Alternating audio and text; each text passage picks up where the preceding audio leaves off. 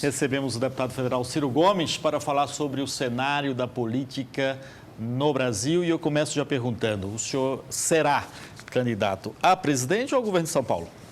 A minha vontade é de servir ao Brasil como presidente, Rony. Eu me preparo há 12 anos para servir ao país. Meu sonho é ser o presidente do Brasil, não por vaidade, mas é porque eu tenho na política a minha vocação. Já são 30 anos, de 52 anos de idade. Conheço o Brasil, a sua geografia física, já fui deputado estadual, prefeito de uma capital que é hoje a quarta cidade brasileira, Fortaleza, já fui governador, até hoje sou o mais jovem da história do Brasil, com 32 anos, ajudei a fazer o real, que é a moeda que está no bolso do trabalhador brasileiro, protegida da inflação, como ministro da Fazenda do Itamar, fui ministro da Integração Nacional do Lula, ajudei a montar esse projeto que está fazendo bem ao Brasil, na minha opinião, e fui 2 vezes candidato a presidente. O senhor não morre de amores pelo governador Serra? Isso já é notório, todos sabemos. Onde é que começou essa desavença, essa Não tenho nada pessoal, não. A máquina de propaganda do governador tenta fazer as pessoas acreditarem que minha opinião extremamente negativa sobre ele é função de uma quizilha pessoal. Não é, não tenho nenhum. Imagina se com 30 anos de idade, de vida pública, eu fosse transformar em inimigo pessoal os antagonismos da política que são normais. A minha questão vem de termos juntos fundado o PSDB. Eu fui o primeiro governador eleito pelo PSDB, fui ministro da Fazenda do Itamar, ajudei a fazer o real e desde então nós temos uma opinião divergente sobre o Brasil. Por exemplo, ele ficou contra o Plano Real nas suas preliminares, atrapalhou quanto pôde o Fernando Henrique.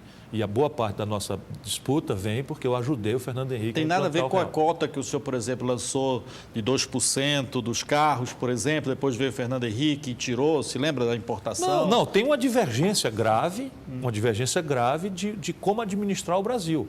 Eu acho que o modelo que eles impuseram ao Brasil fez muito mal ao nosso país. O desemprego, que interessa, quando eu era ministro da Fazenda, era 5%. Eles entregaram para o Lula com 14,5%. Por exemplo, o Brasil quebrou 2 vezes e passou os 8 anos do Fernando Henrique dependendo da ordem do Fundo Monetário Internacional. Parece assunto político, mas quando o Fundo Monetário Internacional vem para cá, ele diz da vida e da morte do povo. Ele diz do valor da aposentadoria, ele diz do valor do salário mínimo, mas vamos no prático. O salário mínimo do Fernando Henrique era $76 no último dia do governo dele. O do Lula já é $300. Não é que o povo compre dólar, mas o povo paga passagem de ônibus, compra pão, compra remédio e tudo isso tem coisa que é comprada em dólar. Se o senhor colocar numa balança essas questões de divergências econômicas versus uma moralidade, o que é que pesa mais? Não, a questão da moralidade é premissa. Eu não acho que seja grande vantagem um homem público ser sério, mas eu sou. Né? Agora é estranho. Porque... Agora, eles também afrouxaram esses controles. Porque, por exemplo, o PT, eu tenho aqui papéis que são 128 acusações de corrupção, de falcatruas. Eles são muito parecidos. O PSDB e o PT, especialmente em São Paulo, são quase iguais. Mas o senhor busca o apoio do PT? Não. A minha ideia é apresentar uma candidatura e proteger o Brasil dessa obrigação que está acontecendo. Porque os 2 melhores partidos do Brasil, vamos ter clareza, são o PT e o PSDB. Esses são os partidos mais sérios, os partidos mais preparados, mais representativos do país, os maiores. E o que está acontecendo? O Fernando Henrique era um belo de um quadro, vai ao poder, já com a obra do real iniciada, o PT, por violenta e paroquial disputa em São Paulo, fica contra. Aí eu obrigo o Fernando Henrique a se abraçar com tudo que não presta na política, tudo que não presta mesmo. Aí eu rompo.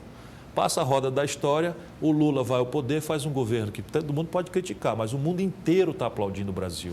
Bem, nem tanto. A população brasileira, só completar o raciocínio, 80 de cada 100 brasileiros têm aprovação no governo Lula. Pois bem, o PSDB, que podia dialogar, ajudar, contribuir, melhorar as coisas do Lula, não tem diálogo, é contra tudo que o Lula faz. Resultado, o Lula se atraca com quem? Com o que há de pior na política brasileira. Assim não dá. E estrangeira também, não? Mas tem que mudar. Sim, também.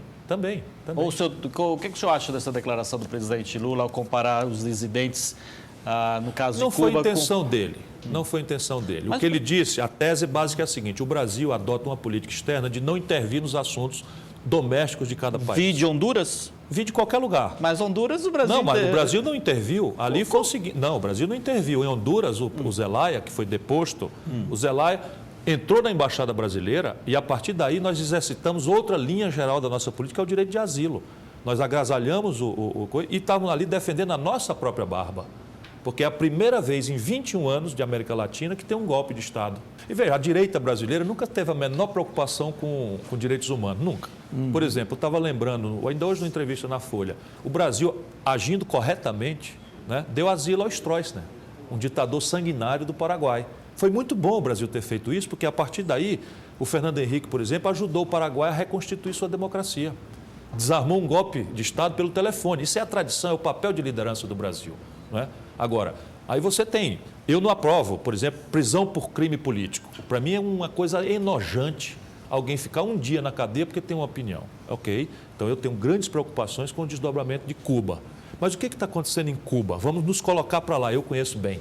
O quê? Cuba está cercada por um embargo da década de 50, 60. Mas esse embargo, deputado, eles são 700 milhões só, ele tem um teto de 700 milhões. É um embargo, olha, porque você talvez não tenha ido recentemente lá, eu conheço. Eu já fui 14 vezes, eu conheço familiares, então você conhece a beleza que é o Museu a céu aberto de Cuba, totalmente. Não tem direito à peça de reposição de automóvel. E quantas pessoas sofrem. Sim, mas isso é o que eu estou querendo dizer, o embargo estúpido, completamente anacrônico, fora de moda, antidemocrático, e aí o que é que faz? Os falcões autoritários do governo cubano usam esse inimigo externo para justificar os abusos internos, porque aí não é um preso político, é um espião, é um sabotador a serviço do inimigo externo.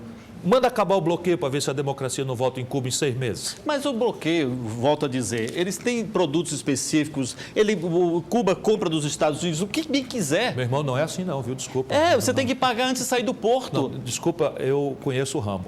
Você não pode levar um cartão de crédito para Cuba, porque a bandeira americana não honra. Sim. Eu já passei esse vexame lá, Sim, na crença de que eu... Mas, deputado, o cubano regular, ele não usa cartão de crédito, ele não tem nem usa dinheiro. Porque não tem. Sim, mas ele não tem nem... Não, peraí. Não me ponha onde eu não estou. O médico ganha $30 por ano. Não me ponha onde eu não estou. Eu não admiro o regime cubano, ponto. Então não me ponha onde não estou.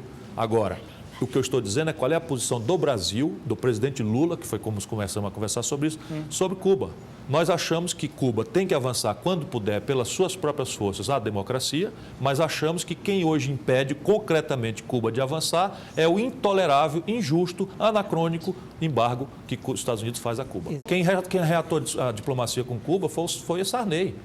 Como quem reconheceu o primeiro governo comunista de Angola foi o Geisel. Isso é a nossa tradição. O PSB está isolado. Qual é a estratégia a partir de agora para juntar e unir outras forças para que possa lhe dar essa sustentabilidade como candidato? Rony, é uma pergunta muito inteligente, ela não tem uma resposta simples. Né? É da natureza mesma da nossa candidatura essa ameaça de ser submetida ao isolamento. Por quê? Porque nós estamos contestando uma conveniente aliança entre o PT e o PSDB, que a partir de São Paulo se escolheram reciprocamente como adversários, repetem os mesmos erros e gostariam de levar o país a um falso plebiscito completamente despolitizado entre os amigos do Lula, eu estou no meio deles, e os amigos do Fernando Henrique. E nós achamos que isso está errado. Eu acho que eu tenho duas saídas.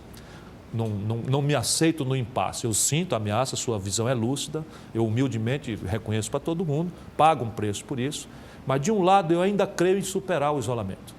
Porque nunca vi na história republicana brasileira, muito menos em episódios de democracia como nós estamos vivendo, acontecer isso. O Brasil não é os Estados Unidos, onde você confina o processo entre democratas e republicanos. Não cabe, a Federação Brasileira não cabe dentro. Então, veja bem... É uma coisa meio histórica, como se diz, realmente isso. A primeira, porque eu já estava acostumado até a 20 e tantos candidatos anteriormente. Então, em 98, o Lula não seria presidente se não tivesse essa variedade. O Fernando Henrique não seria presidente se não tivesse essa variedade. E olha o mal que o Brasil teria sofrido se não tivesse tido o Fernando Henrique e o Lula como presidente. Então, não vou aceitar. Agora, em 98 eu fui candidato e consegui o PL, que na época era o grande brasileiro Álvaro Vale, que já morreu. Em 2002 eu consegui o PTB, do saudoso amigo Martinez, e o PDT, do meu saudoso e querido amigo Brizola, contra o Lula e o Fernando Henrique, o Serra, etc. Eu tenho esperança de superar. Se não, eu ainda assim tenho coragem de ir, por mim, o meu partido é que vai decidir, mas não chegarei à presidência sem passar pelo segundo turno.